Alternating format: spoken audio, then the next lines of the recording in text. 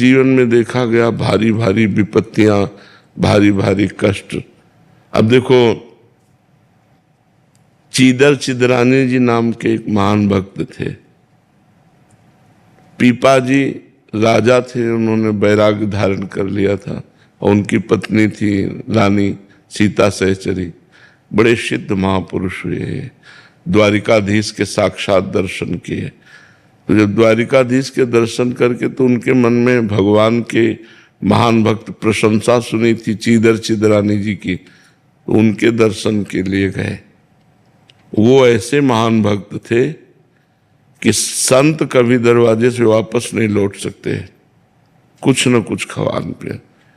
और धीरे धीरे धीरे धीरे इतनी गरीबी कि दरवाजे और खिड़की भी बिक गई थी संत सेवा में।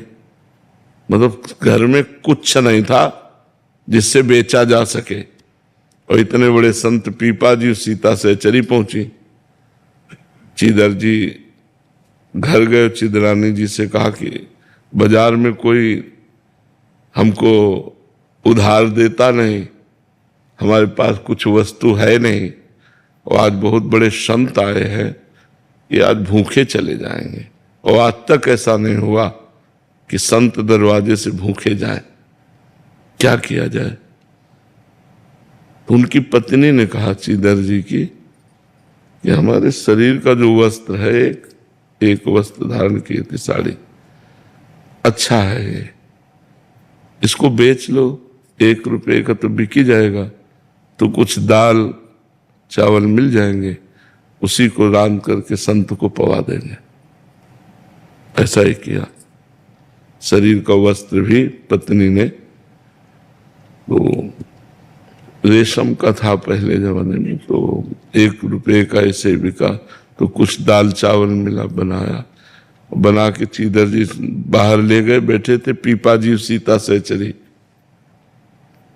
तो सीता सहचरी जी इनका भक्ता, इनको भी बुलाओ यहाँ पालें। तो उनको वहीं ठीक है आप पालो। तो वो रानी थी, बहुत प्रवीण थी, तो उनका ऐसा क्यों भक्ता, इनको तो लाना चाहिए, और स्वयं गई।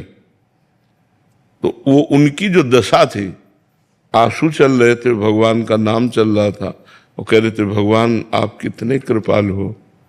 देखो ऐसी परिस्थिति में कृपा का अनुभव कर रहे, कितने कृपालु हो कि आज संत को भूखा नहीं जाने दिया, आपने व्यवस्था कर दी। समझो वो भगवान की कृपा दे।